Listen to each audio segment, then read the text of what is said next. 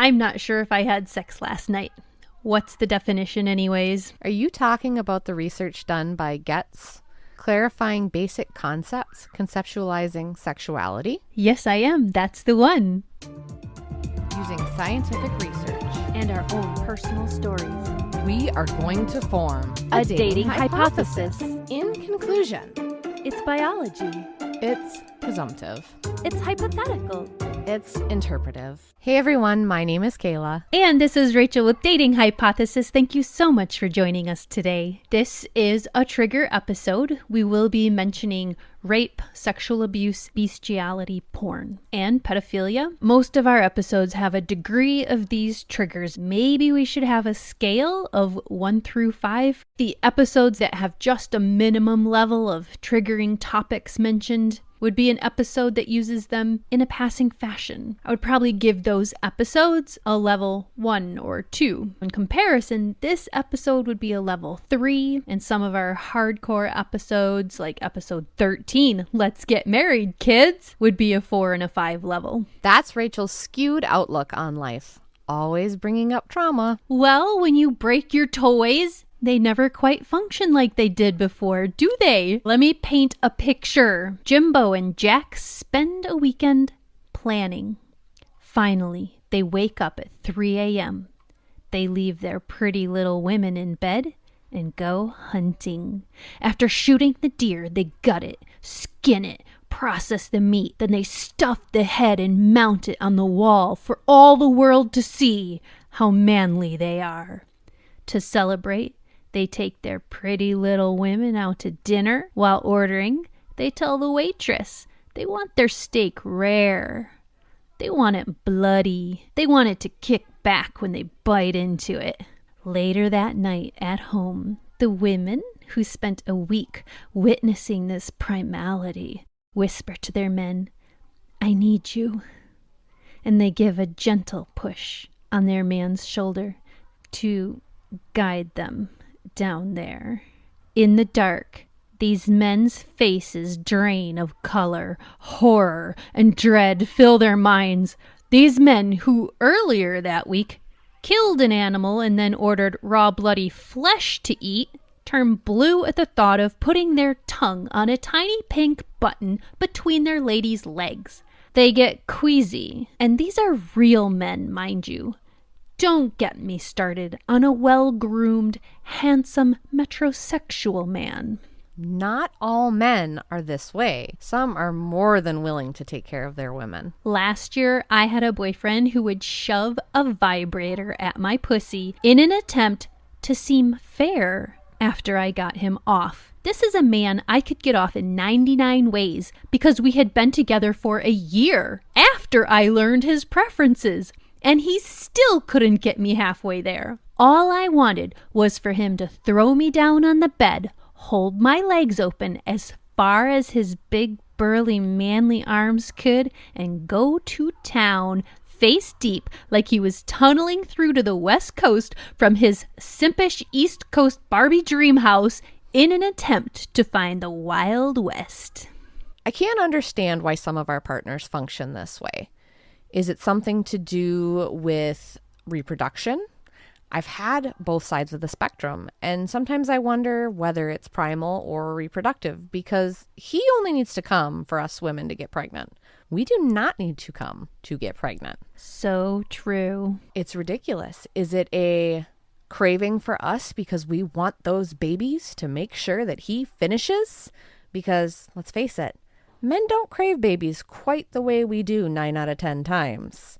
So maybe it's just that natural side of us. We need them to finish, whereas they're like, whatever. You'll get pregnant one way or the other if we want it to happen.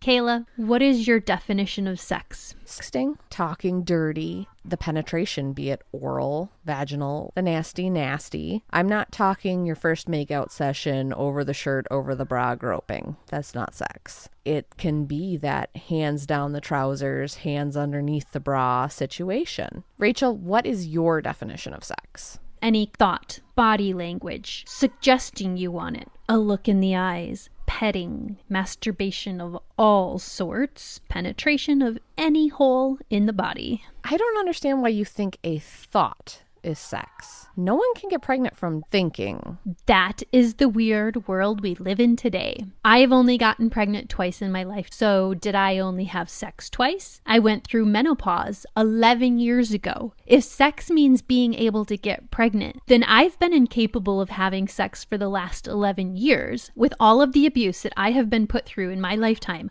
I start my definition of sex from an unwanted point of view, which is fucked up and wrong. My boyfriends want to know when I started having sex, and then they judge me by my answer. Technically, I should say 7, but in my mind it was 18, because there's that caveat of molestation starting when I was a small child. And it wasn't just molestation when I was a child. It wasn't rape. I was having sex. So what the fuck am I supposed to say there?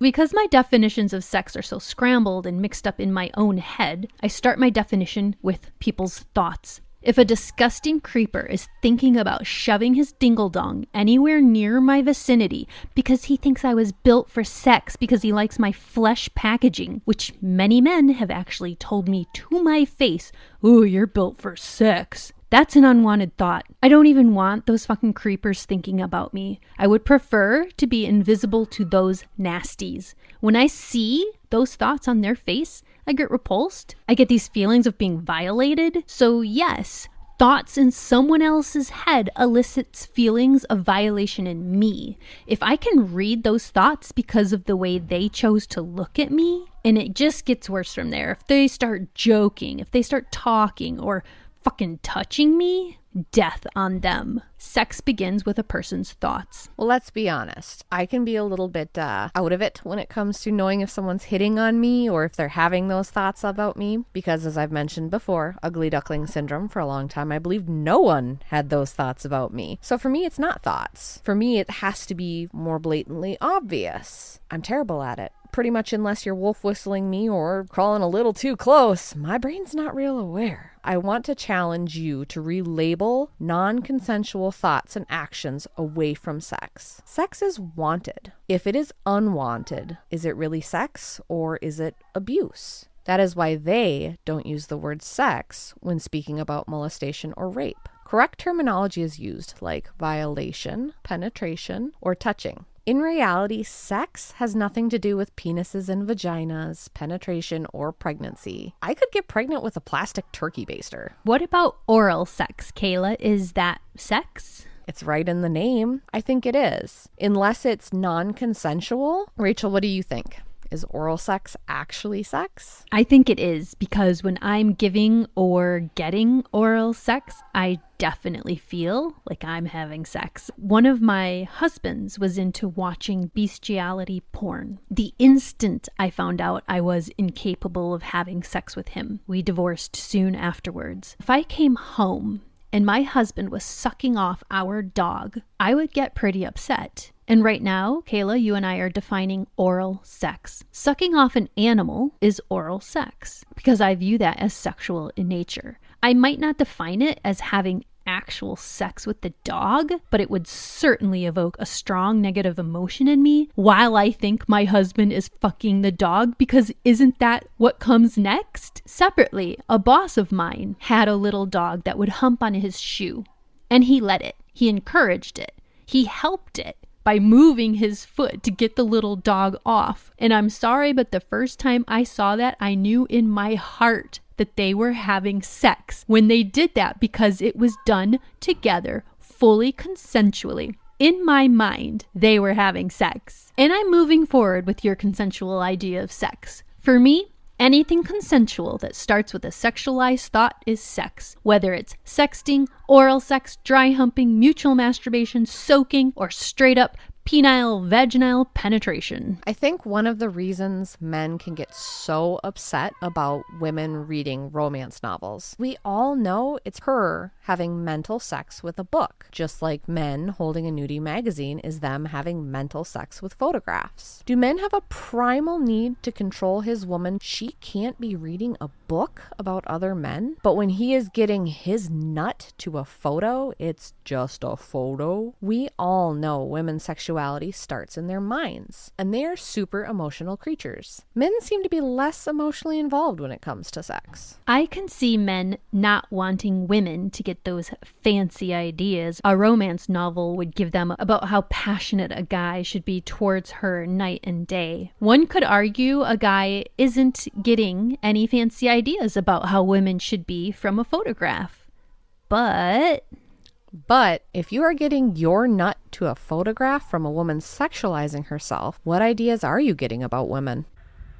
What is happening when I force a man to go down on me? I'm no longer engaging in consensual sex. At that point, I enter this perpetrator's war. Men are always shoving my face down there, like I was born to be on my knees for them. But when I ask for the same favor, you should see their faces. Anyone out there know that look? Raise your hand if you know that look. They get this repugnant look, and you both realize at the same time, sex just took a bad turn. If they don't do it, I might not do it for them next time, or tomorrow I might act pissy, depressed, or worse, want to have that talk. So they get this split-second debate going in their eyes, and suddenly their face lights up with this fake greasy smile, and they mumble something like, "Of course, dear," and then they slither their way down there.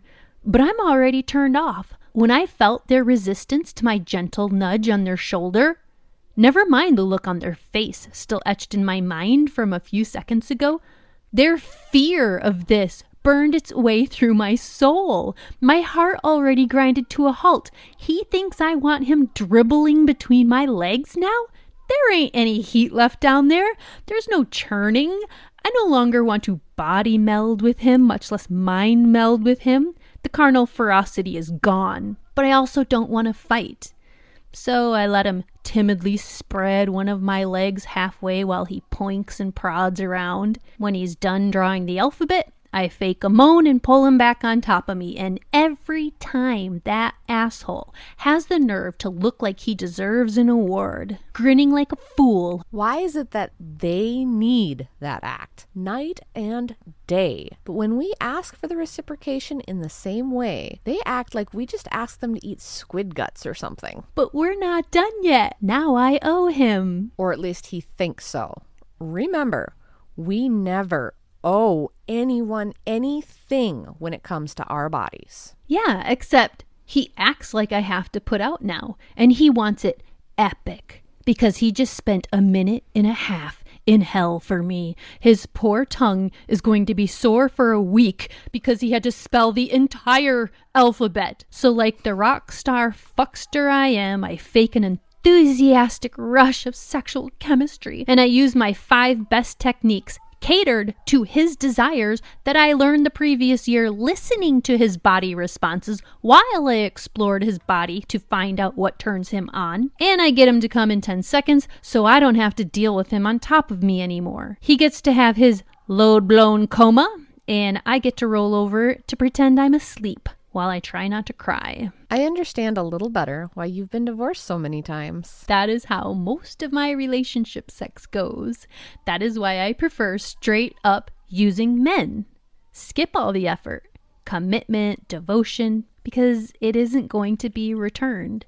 It's been a one-way street for me almost every time. The most I get back from a man is 2 months of initial interest in pleasing me if he's a giver. And mind you, most of them are not. Girl, you got to be looking for the 5% that are willing to push the right button for you instead of pushing your button and pissing you off. There is a sweet spot when they get this light in their eyes after spending months trying to learn my body. Mind you, only 9 guys have prevailed. 20 have tried. What is the definition of trying? Never quite getting there. A few guys will spend 2 months perfecting it. I can orgasm every time with them after that, except they get bored. What do you mean? It turns into a fight after that. To get them to apply what they know from then on out, they just want to slam bam, thank you ma'am. They lose interest in providing me my half of the sex. Maybe it's like they figured me out, they solved the puzzle, they saw me orgasm,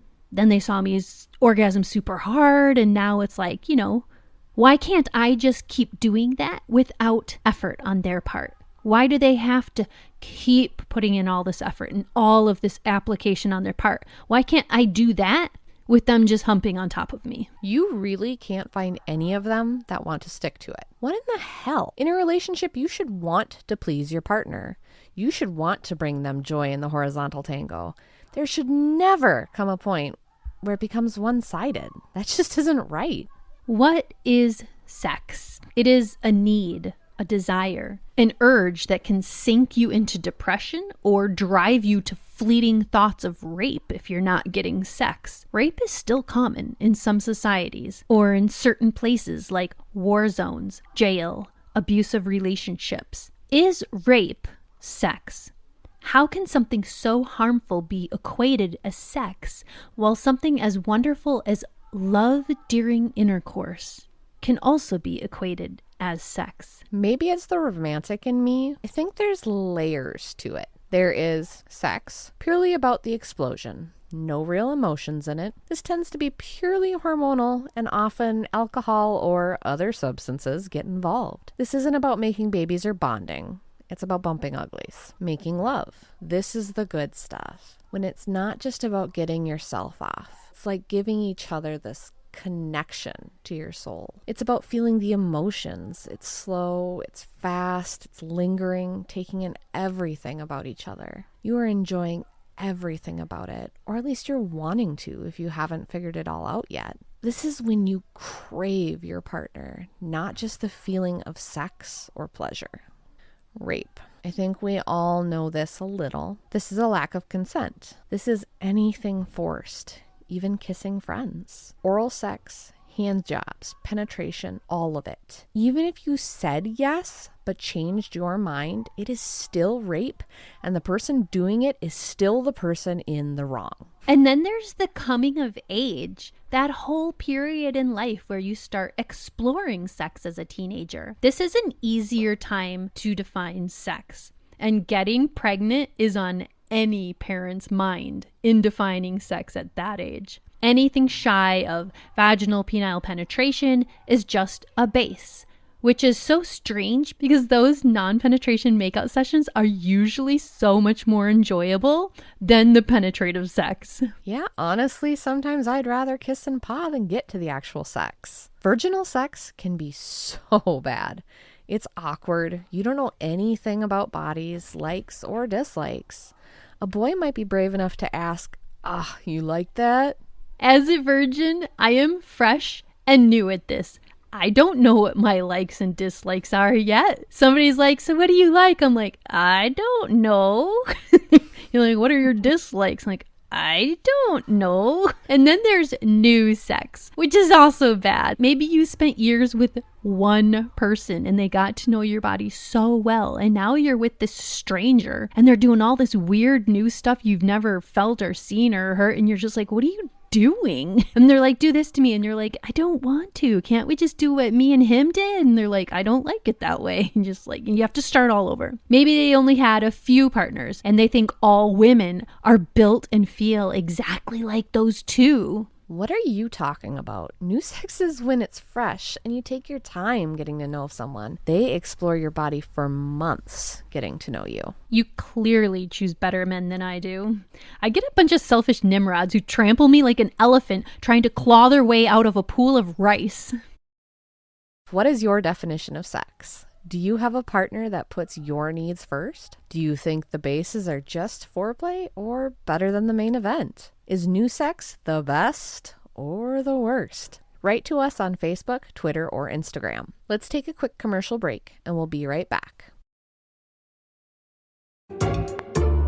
And we're back. Is transactional sex real sex? You can get pregnant, you can get STDs, and it's sexual in nature despite being a transaction. But it isn't sex for many people, especially to those that tune it out. Those that go through the motions thinking about how they need to stop at Target before the store closes. And the flip side of that argument, men complain about dead fish, women laying there, forcing the man to do his deed, which makes him feel like shit inside. The argument whether sex needs the brain involved is an interesting one for me. I would love there to be a distinction in terminology between self-serving gratificational friction versus sex. Can we all call it what it really is, masturbation? Did you have sex last night? No, but I let him masturbate inside me. Sex as an obligation would also fall under the masturbation terminology. Not what I would consider real sex. Sex as a gift to keep the peace.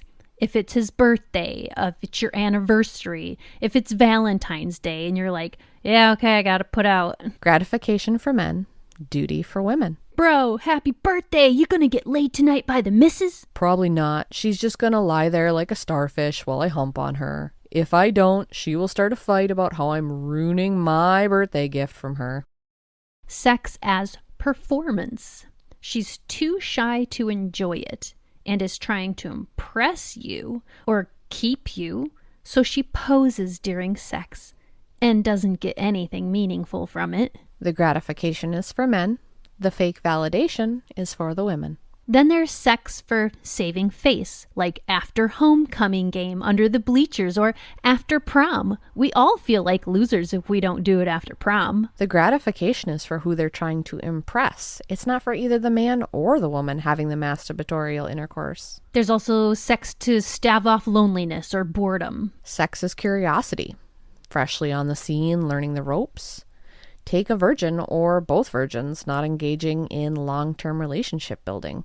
They just want to start having sex so they can be having sex. Sex purely for the orgasm also falls under this definition, masturbation. You really have to connect with someone if you're going to have sex. Maybe you have health reasons for needing an orgasm. You may need the physiological mechanisms of an orgasm to happen, having nothing to do with romance or true connection. And there is sex for mental health regulation. A good orgasm can reset my mental health. This is a real thing. Yeah, me too. It's a real thing. And then there's sex for bowel regulation.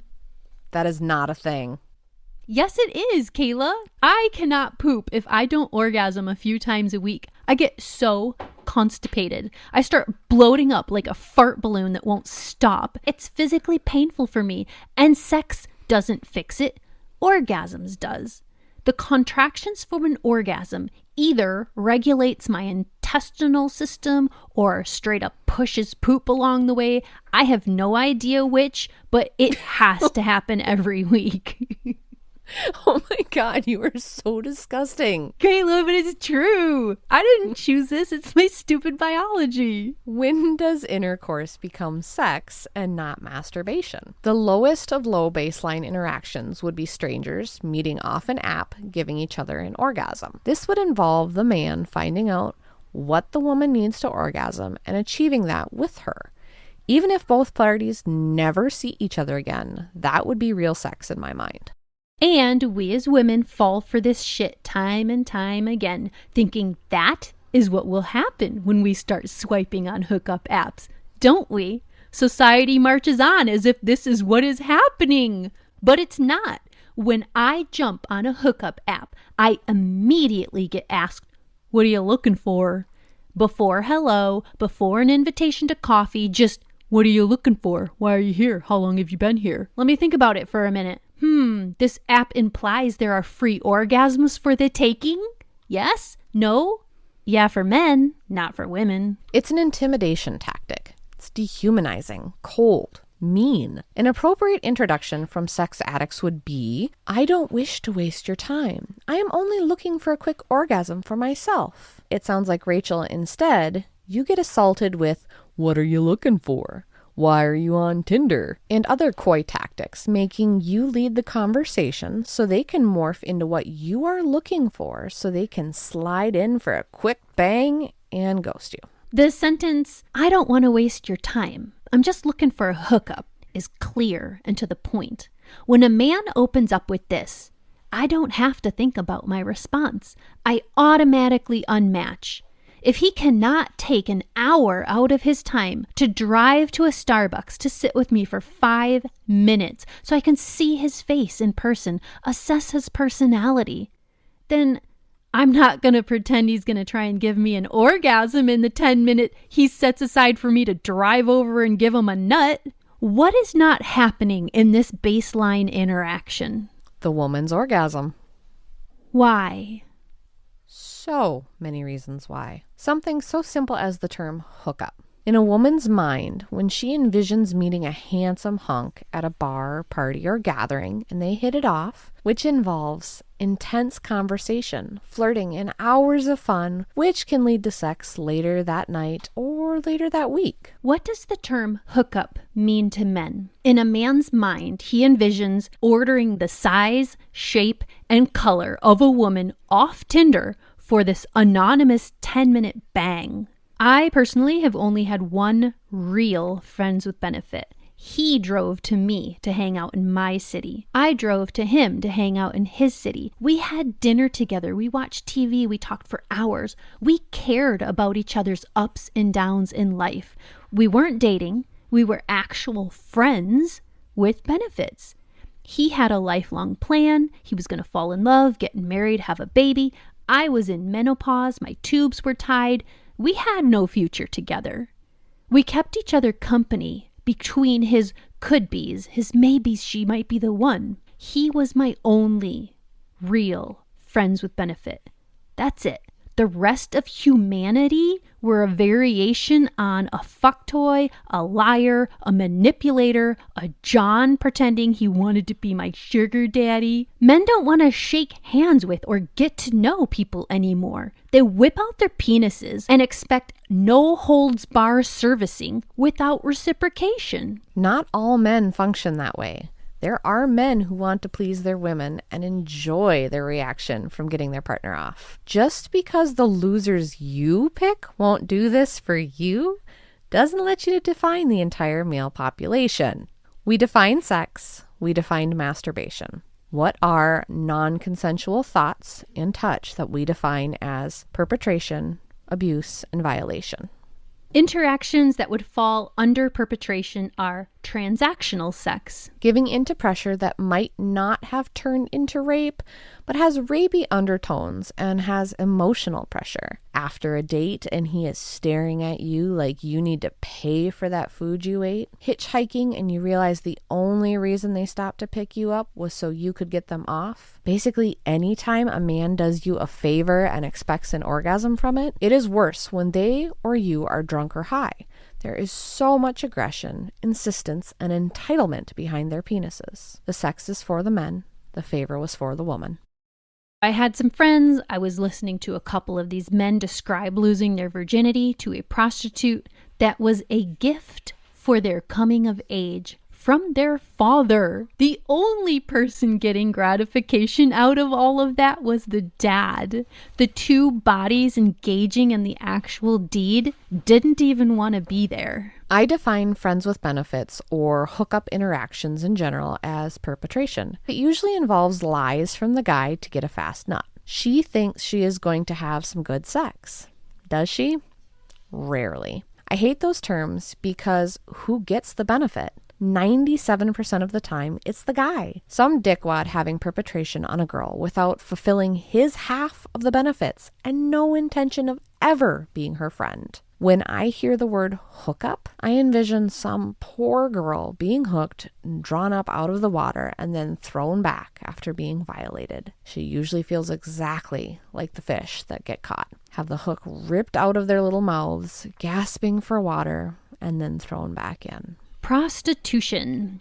On the street corner, Craigslist, massage girls or parlor girls, bachelor parties, in a stripper joint, in a sex video store. All of this is gratification for men. It's just money for women. Porn industry. Gratification for men, money for women. Something I have never encountered, but TV, movies insist is real. The corporate world where men will use hot women to have sex with a client to seal a deal. Does this really exist? If you're out there, if this is like going on in your office or your corporation, write into us. I want to know. Let us know. It would be gratification for the men. It's all a business transaction. Some guy's getting his nut. For the women, they're just getting paid. Slightly different than that is sex corporate climbing. She wants a raise or a higher pay grade position. Gratification for men and money for women. I'm curious about the phrase, sex work is empowering for women. How exactly is that empowering to have to sell your body for money? I would rather live in a society that provides a living standard where no one has to sell sex to make rent money, food, or medical bills.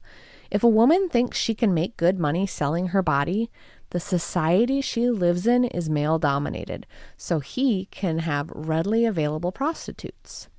We should be able to make good money without selling our bodies. The poorest somebody should be is having all their needs met. Don't get me started on private property, territory, government-owned land, and the like. Perpetration. What is it? Models and actresses being told they have to in order to get to their next big gig. Gratification for men, money for women. There's like a whole porn genre on this. Like, what the fuck? Sex as a reward. Corporations that will do this to celebrate something big. They'll have a big party. There's prostitutes everywhere at the party. Sports do this on those yachts. We've all read about that in the newspaper. This is all gratification for men. What is it for the women? Money. Is rape sex? There was penetration and it was not consensual. That is why they call it rape. People who have been raped can't heal or function normally if they associate the word sex in the future with the word sex that the rapist thinks happened during the rape.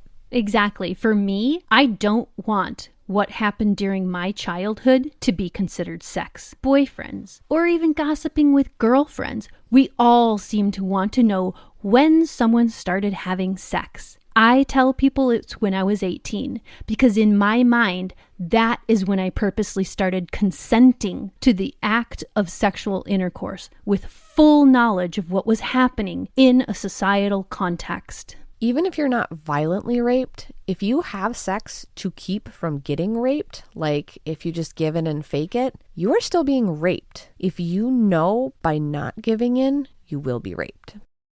Sex out of entitlement, such as rape, child molestation, pedophilia.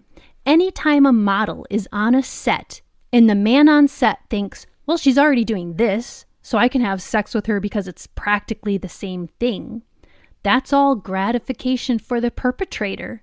The abuse is for the abused, whether it's a male or female, child or adult, any gender being abused. Let's get out of the dark side of this topic and bring it back up to the lighter side, because this is bringing me way down. Sex for intimacy and bonding. Having been married 4 times, raised a child, and not in the mood for selfish, immature assholes at this point in my life, sex to me is wanting to be intimate with someone that encompasses learning about each other's likes and dislikes. Anything shy of that is just masturbation, or worse, perpetration. If they're not actively learning my likes and dislikes, it's not sex. All right, listeners, your turn. What do you consider sex? If you go to a guy's house for a hookup and he jizzes in you while you are still cold and dry, do you consider yourself having had sex? How many hookups have you had that were worth adding a notch to your bedpost? Tell us about your friends with benefits with someone that is actually a friend and hangs out with you. What does that look like? What do you do as friends? How often do you hang out? To steal a post on Reddit, I want to ask, how would your number of sexual partners change if you were not allowed to include anyone that did not make you orgasm? Tell us about that hookup that was so good you make the mistake of trying again over and over again just to keep getting losers. We have TikTok and YouTube. We're going to take a commercial break and we'll be right back.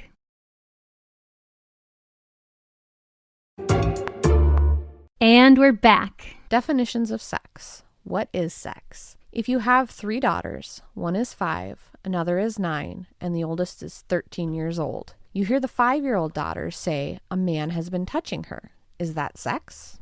Wait a minute, your 5-year-old daughter says what? What circumstances with any of your daughters would constitute sex in your mind? The younger a girl is, the more likely we are to call a sexual interaction sex. The older a woman is, the less likely we are to call it sex and brush it off as sexual. Again, I ask you guys, what is sex?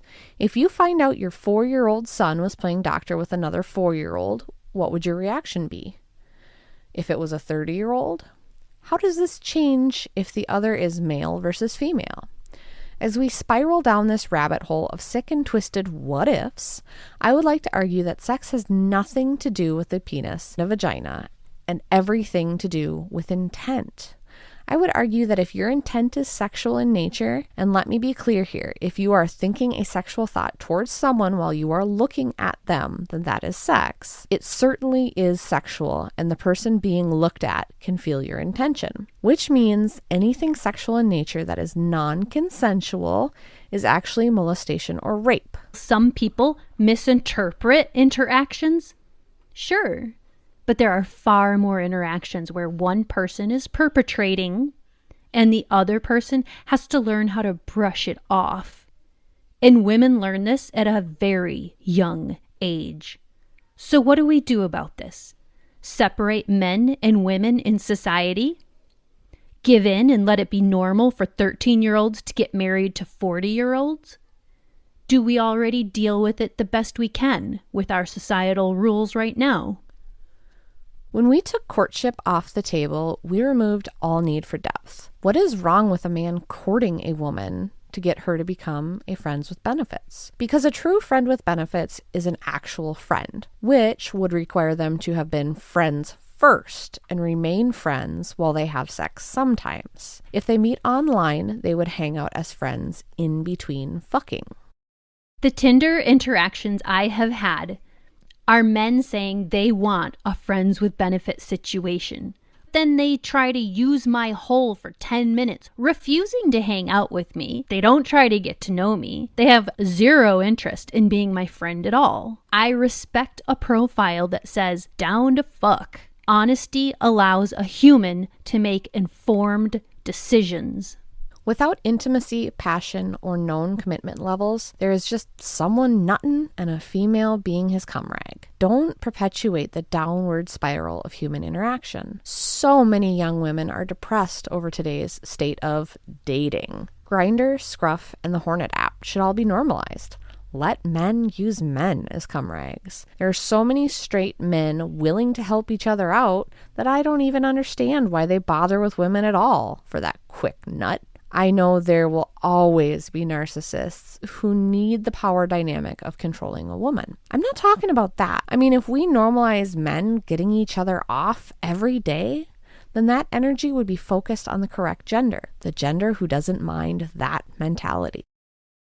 I was married 4 times. During 3 of my marriages, I was down to fuck every night and every morning. I got turned down so many times. My husband would claim to not be in the mood. And then what would he do? He would get out of bed, go into the office, open the internet, and bust one out online. Why? Was it really too much for me to ask for an orgasm? Was I just married to a bunch of selfish, lazy assholes? Was the 45 minutes of touch, love, reassurance, orgasm that I was seeking asking too much? Do men only have 45 minutes of energy in them for commingled sexual satisfaction once a week and need to bust one out quick in the office the other 6 days a week on their own?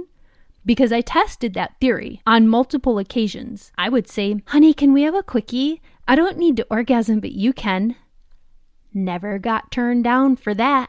Not once. The anger and resentment that would build up inside of me was insane. The sex atmosphere from clothes, songs, advertising, and hookup culture is so severe. It is impossible to get a boy to talk to you without realizing you are expected to put out for taking his precious time.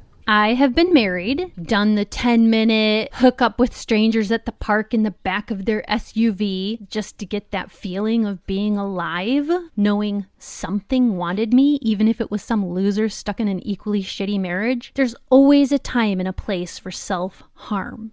And this kind of sex is a form of self-harm, as destructive as cutting, binge drinking, poor budgeting. I understand there is a place for lackluster, pointless, unfeeling Pound Town. All I ask is that you say that in your profile, or say that as your first sentence after matching. I'm tired of all the lies, tricking anything that is warm into your cold, dead hands.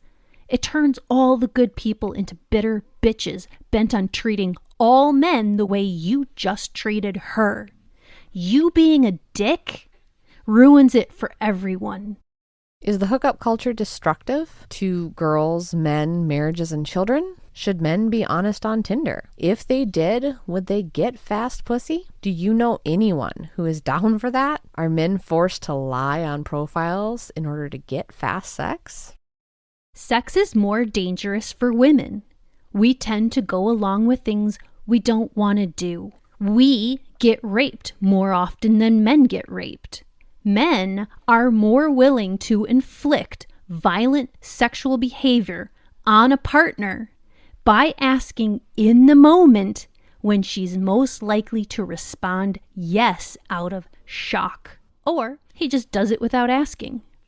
Men want to try the latest porn trend, choking, butt plugs, spanking, BDSM. They want to have sex on drugs, even drugs that make them limp like a noodle, like Molly. They need that fat ass instead of just loving a woman for who she is. We're not allowed to just hang. Every single hanging out with a man is an assumed hookup. Will guys just hang out? How is that different when you're married? I hate men that match me purely for my blonde hair, big boobs. Idolizing a package, ignoring the content. I'm not going to pretend my looks don't matter, because they do, and so do yours. Your looks matter. But when I don't matter, we have a problem. Too many men are only interested in my package.